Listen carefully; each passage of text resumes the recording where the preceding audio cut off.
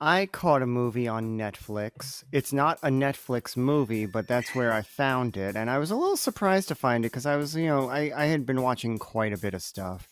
And it was similar to like last month where it's like, it's a lot of middle of the road stuff, nothing really, jumping out like, oh, I gotta talk about this or, oh, this is, everybody must know about this.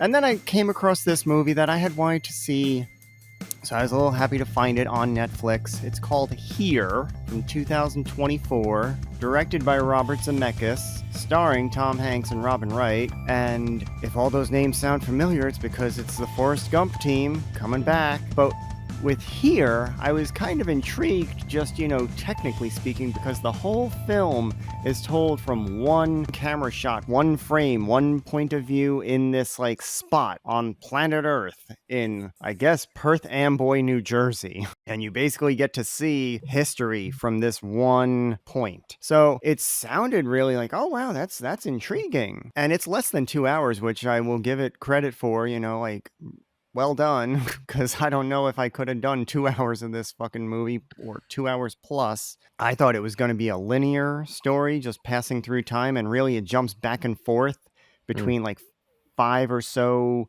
different time periods, and some of them add up, and some of them are just there to tell the story. Whereas if it were linear, then it would all add up to this point, But Yeah. jumping around in time in this space, it's kind of like, okay, why are we here now? I don't really care. And what significance does this have? I don't know. So there was that. I thought it would be linear. It wasn't. But then, it's Tom Hanks. He's not going to let you down. Well, as it turns out, in his old age, Tom Hanks, he can't carry the weight he used to carry. It's not his fault. I'm going to say that. He's great. He really is a super terrific actor, and he's rock solid, and he still delivers, and he still brings it. However, he's done some films lately where it's like, what the fuck?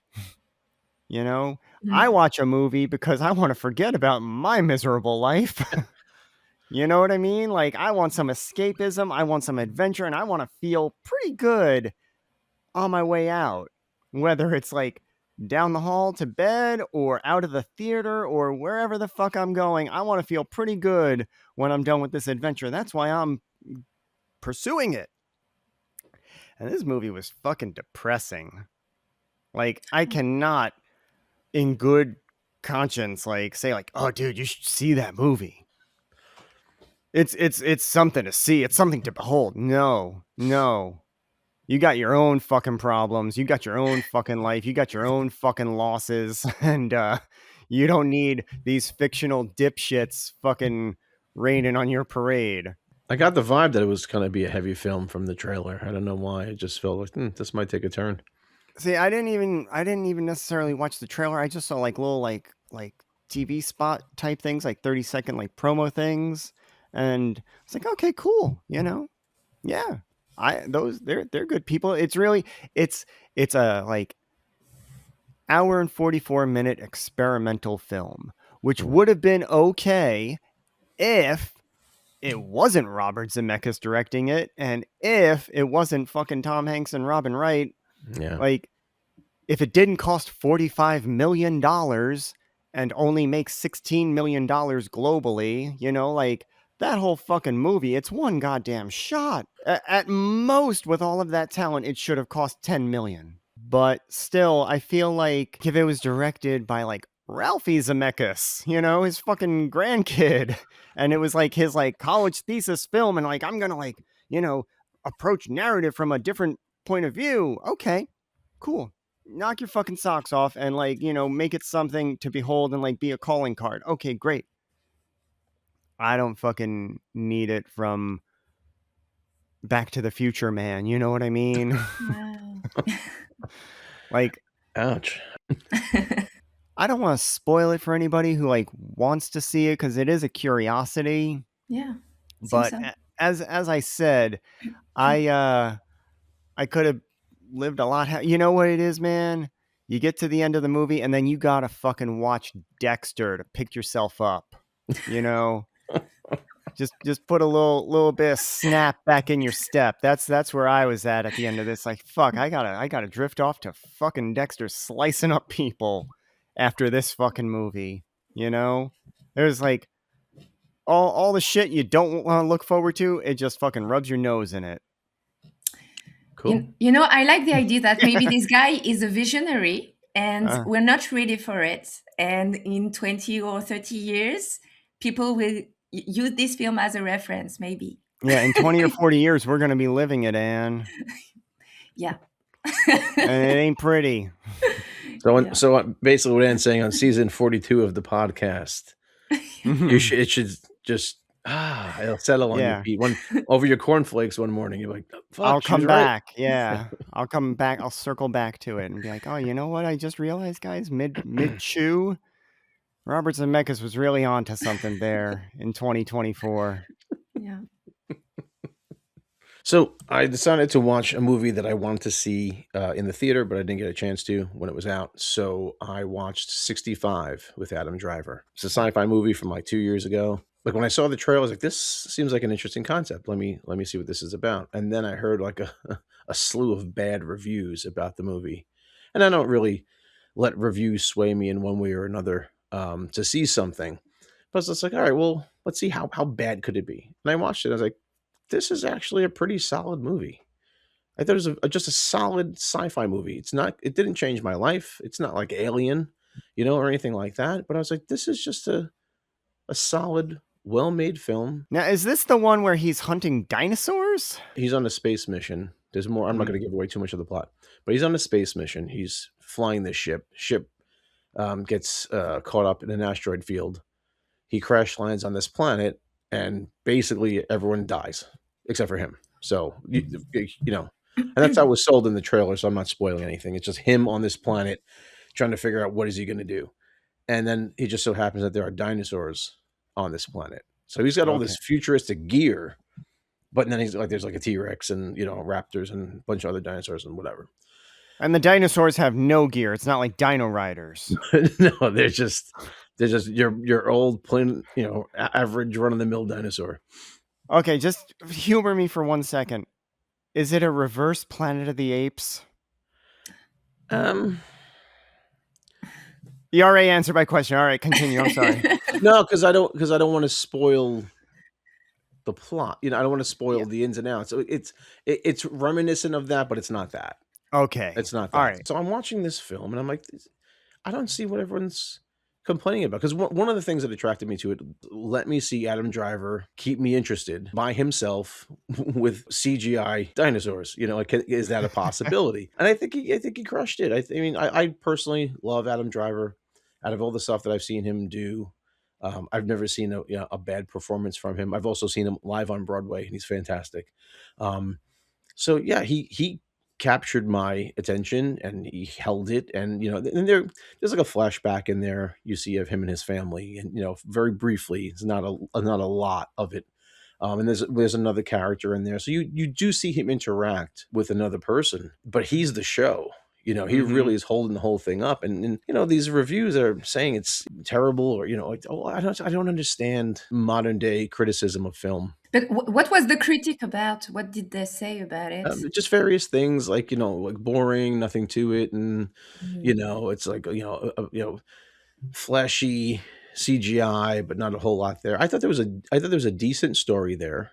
And again, is it a story that I've never seen before? No, because right away 2 movies jumped into my mind, but not in a bad way. Not like I was like, oh god, it's a complete ripoff of this or complete ripoff of that. I've seen some other movies recently that I feel like were a complete waste of my time. Like what? Just for comparison here? What's So many complete names waste to of say. time? Terrifier 3. Oh, okay, yeah. Which I just watched just honestly out of morbid curiosity. And well, yeah, because you loved 1 and 2 so much. I mean, you can do a lot. Well, because people are like, it's the best one yet, and I was like, I'll be the judge of that. And it was unfortunately the best one. I still don't care for it. I was like, this movie's that bad, and it's still the best one of the bunch. So that's wow. Okay, but it's not my cup of tea. But again, that's a movie that's got I think had 78 on Rotten Tomatoes, and I know Rotten Tomatoes is kind of bullshit, but It's complete bullshit and always has been, and it's just unfortunate now that like we're so deep into Mhm. the tomato patch that that We people can't can't get out. get out of it. Yeah, and it's like something like that gets a 78, and then something like this, I think, got like 56 or 57, and I'm like, Hmm. "That's really unwarranted."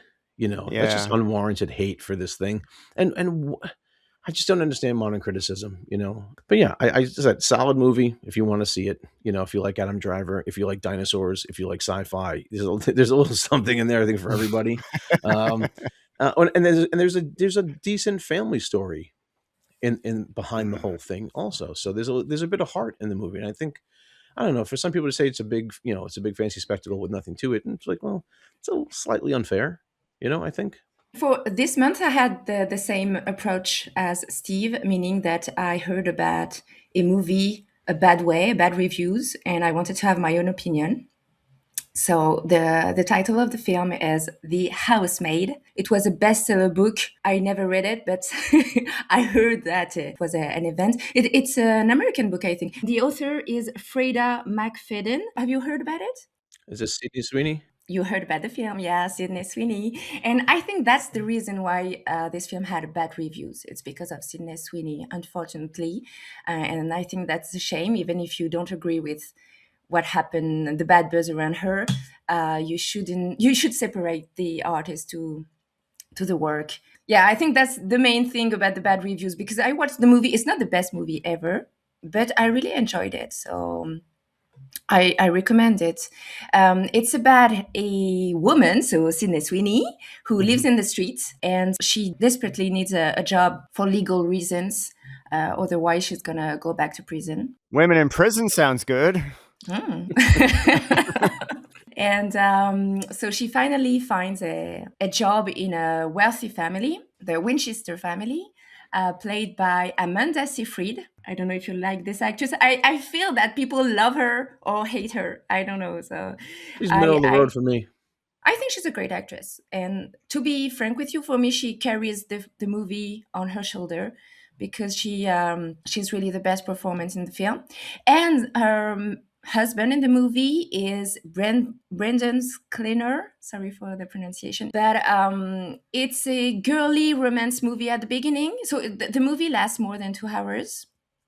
But let's say more than half, it's a girly romance movie. And suddenly, you have a twist and it becomes a badass thriller, really. Ooh.